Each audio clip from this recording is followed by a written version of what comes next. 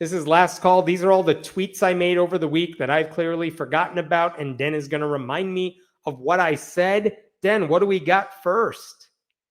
This is from Right Wing Watch. This is unbelievable. This is a right-wing pastor who delivered an anti-gay sermon where he tells kids not to participate in drama or theater. These are oftentimes incubation systems for perversion. Yeah, play the clip. I rebuke the devil out of your mind. You were not born that way. Young man, you are a man with testosterone, and God has given you the ability to lead and be a head. He called you to be a provider and a protector. He didn't call you to be a ballerina. May the Holy Ghost break your wrist again, and may he take the switch out of your walk, and may he straighten up your back and allow you to walk like a man, talk like a man, speak like a man, and live like a man. If this is your idea of now, manhood, give God some glory on that.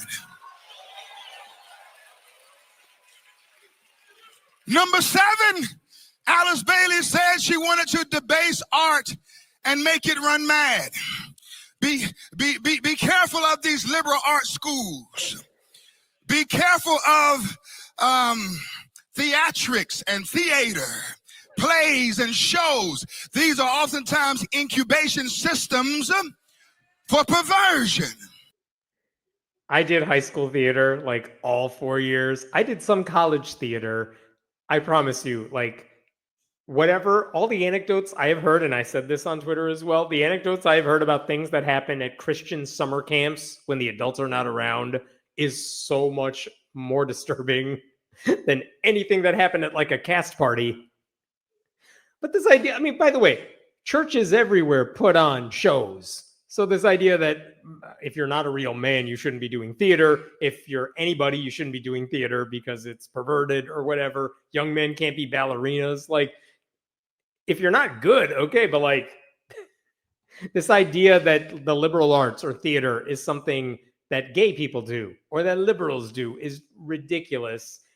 But again, these people are always afraid of the sorts of things that might expand your mind, because that's what good theater does, right? It exposes, like reading a book. It shows you a different world. It gives you insight into how other people think.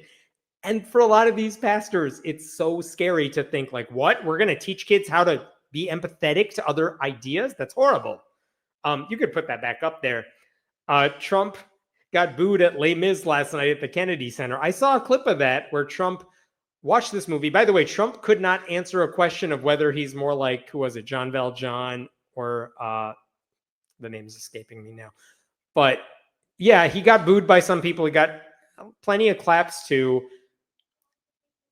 They've destroyed the Kennedy Center, which is one of the great places in Washington, D.C., where Javert, thank you, where you could see good theater.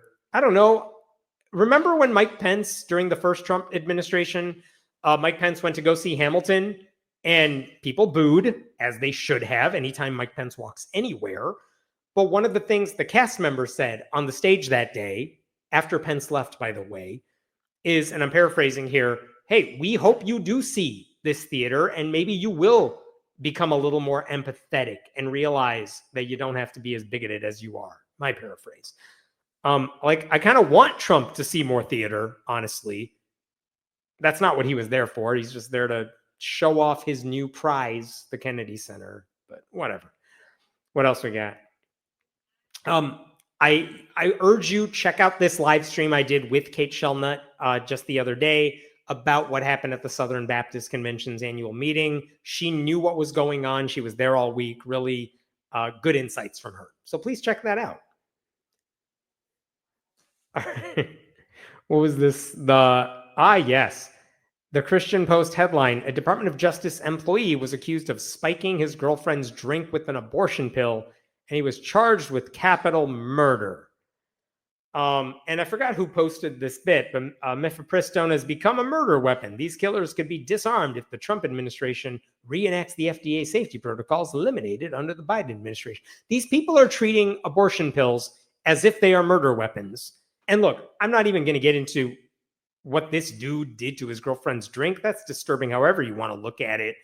But the idea that because he gave her an abortion pill, that counts as a murder weapon, because these people think that a woman taking it of her own volition is committing murder. This is actually one of the things Kate said, that there are people at the Southern Baptist Convention who were mad that the Southern Baptists themselves were not taking the position that women who swallow these pills are murderers, that these pills are murder weapons. They want the word murder to be used anytime they're talking about abortion, because some people are just insane and they do not understand how abortion works, how the pill works. They think the second they think it's life from the moment of conception. None of this is based in science. All of it's based in whatever, myth they tell themselves. But also, I am very curious, and I did not read this article at the bottom. I am shocked by the idea of whoever the hell this Trump employee who spiked his girlfriend's drink with an abortion pill. Like, what is going on there? And yes, these are the same people who say guns don't kill people, people kill people. But apparently an abortion pill, if we ban that, then murder won't happen. Oh, well, what about guns? Nope, we're keeping those on the streets and making it easier for people to obtain. Again, you're not going to find logical consistency with Republicans. New York Times, as we talked about earlier, Southern Baptists voted to call for the reversal of the Supreme Court ruling that legalized same-sex marriage spurred by the end of Roe v. Wade. Yes, one of the things they voted on was overturning Obergefell. Now, what does that mean that they voted for it? Nothing. It means we really hope the Southern Baptists as a group are saying we don't want marriage equality across the country. And again, as I mentioned earlier, they are basically saying we want these family units to be torn apart because we don't like what they are like. We don't like what they look like. We don't like how they make us feel. Meanwhile, what did they do about sexual abuse? They didn't vote on that one. They're like, let's just ignore it. Let's sweep it under the rug. Let's just move on. We dealt with it. This is Dale Partridge. We mentioned him earlier. This is the thing he actually tweeted because he's a misogynist. Men, unless you're disabled, sick, or gay, your wife should not be driving the car when you go out together. So if you're disabled or sick, he gets why your wife would be driving the car. First of all, I'm not really sure what gay has to do with this. If you're gay, why would you have a wife? If you're gay, why would you need someone else to drive the car? I don't get that. Unless he's just trying to lump together people he thinks have a disability and he thinks gay falls under that. All right. But also, his premise here is that men, you're men, you drive the car. Don't let a woman drive the car if you're together. Why? What's going to happen in your world if the woman drives the car? Is he married? Unfortunately, I think he is. I don't know. But like the insecurity of this guy, like these dudes, I love following this guy's tweets because everything he says is insane and he's totally insecure about everything. Like, if I'm making this up, but if he's like, guys, you can't ever shake hands with another man because that's gay. That's at least 60% gay. That is a thing he would absolutely say because he can't. You're insecure about your own manhood then at that point, aren't you? If you're like, you can't be around another man, you can't let a woman get ahead of you in any meaningful way. You can't let her drive the car and you sit in the passenger seat. These people are worried about the dumbest things. And what's scary is like, these guys have churches.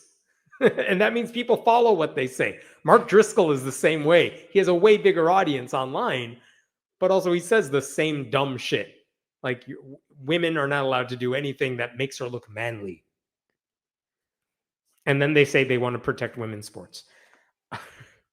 These are two things posted by Joshua Feuerstein, who is another one of these right-wing Christian zealots, about how to deal with the Trump goons who are in Los Angeles right now. How to deal with the California riots. Start with rubber bullets, then quickly move to real ones. And then he also said, I'm rooting for Kyle Rittenhouse to show up at the LA riots because, of course, then he can just murder whoever he wants. But the thing is, these guys are actively rooting for violence. They want to see the Trump people murder innocent protesters because they don't like what they're protesting. They're not going after criminals here. They're going after protesters, which is, by the way, all the more reason to go somewhere this Saturday during that No Kings protest, if you're able to, because if there's enough show, if there are enough people across the country saying, we're sick of this shit, I'm not saying it's going to change anything, but like that visual does a lot of work. That's important. So Robert F. Kennedy Jr. Fired his like vaccine advisory people, the people who are keeping us safe because they're saying, yes, this vaccine is good. You should get this vaccine. He fired all of them. And then he installed a bunch of insane right-wing anti-vaxxer people to the committee. And Bill Cassidy, who is a Republican senator, who is a doctor, who was the one guy who could have helped sink the candidacy of RFK Jr., but ended up voting for him because he's a Republican who doesn't care about people. What does Cassidy say? Because Cassidy is famously supportive of vaccines, and yet he supported RFK Jr. What does Cassidy say now? Of course, now the fear is that the vaccine advisory board will be filled up with people who know nothing about vaccines except suspicion. I have just spoken with Secretary Kennedy, and I will continue to talk with him to ensure this is not the case. Dude, have you not met Republicans? They're not going to listen to you. Why did you vote for this guy? Like, I don't know why you would be surprised when RFK does the thing everyone who's smart knew RFK was going to do. And Bill Cassidy is dumb enough to vote for this guy regardless. And so this tweet, that's the most you're ever going to see out of Cassidy and Susan Collins and all of these Republicans who are like, well, I don't like what Trump is doing, but then they vote for the bills anyway. It just happened today with like their stupid big bill where a bunch of Republicans are like, I don't like what's being done here and here. Oh, how'd you vote for it? Oh, I voted for it. Well, then you don't actually care. Get rid of those people at the next election. This is Gavin Newsom. I got to say, I have been very critical, at least in my mind. I don't like Gavin Newsom. I don't like that he did his podcast with all the right-wingers and he's like giving them props. What are you doing? That's stupid. But this week, he's been really good. And this is an example where he showed a picture of all those National Guard members Donald Trump sent to Los Angeles. And he's like, hey, you sent your troops here without fuel, food, water, or a place to sleep. Here they are being forced to sleep on the floor, piled on top of one another. If anyone's treating our troops disrespectfully, it is you, Donald Trump. And what I appreciate about it is Gavin Newsom, or at least his staff, they didn't let any of the Trump lies about Los Angeles sit on Twitter or anywhere. They responded to all of them in rapid time, all the time. And like, that's how you got it. Don't let this stuff fester. You go after him hard, and you don't let up. And by the way, I think we showed it earlier, a clip of like, we didn't show a clip, but J.B. Pritzker was my governor in Illinois. He was at a subcommittee hearing earlier today, and a lot of those governors, Tim Walz, Kathy Hochul, they were all there, and they were like, we're not taking any of your bullshit from these Republican Congress people who are trying to make a name for themselves. They just fought back and wouldn't take the bullshit. That's how you got to respond. I need more people. I wish more Democrats were like this right now. Again, Gavin Newsom, he runs hot and cold with me, but this week he was really good. I hope it continues. And this is the invocation I gave at the DuPage County Board. I don't know if you need to play all of this, but Dan, if you want to play like the first 15 seconds where we talk about the Mary Miller thing. And I don't know if you have another thing to play there or what. Hello. Thank you to the DuPage County Board and Chair Conroy for having me back here. I always appreciate how this board is willing to listen to people who may not fit a traditional mold, because it shouldn't make a difference if an invocation is given by someone who's Muslim or Sikh or an atheist like myself. Wisdom can come from all sorts of people, and we're all better off when we can acknowledge and respect that. All of you come from different backgrounds and have different beliefs, and yet you are all united in one key way. You have the ability to tangibly improve people's lives by carefully considering what's in front of you today. It's a responsibility the people of this county have given you, and it's one you can honor by approaching your jobs with transparency, integrity, and compassion. If you do that, you will find solutions that uplift everyone and endure long after your time on this board is over. There is an old proverb that says a society grows great when people plant trees whose shade they know they will never sit in. For you, that means not simply worrying about today or this calendar year, but thinking about tomorrow and the future you are creating. The people you serve will be grateful for it. Thank you. So that was the invocation. Hope it was okay. Again, I didn't stick around after that, so I don't know if they liked it, didn't like it, or said anything about it. Maybe they probably just didn't say anything about it, but I do appreciate that they asked an atheist to come do it. I love how you're invoking rationality and good sense rather than some sky fairy. It's all I can do.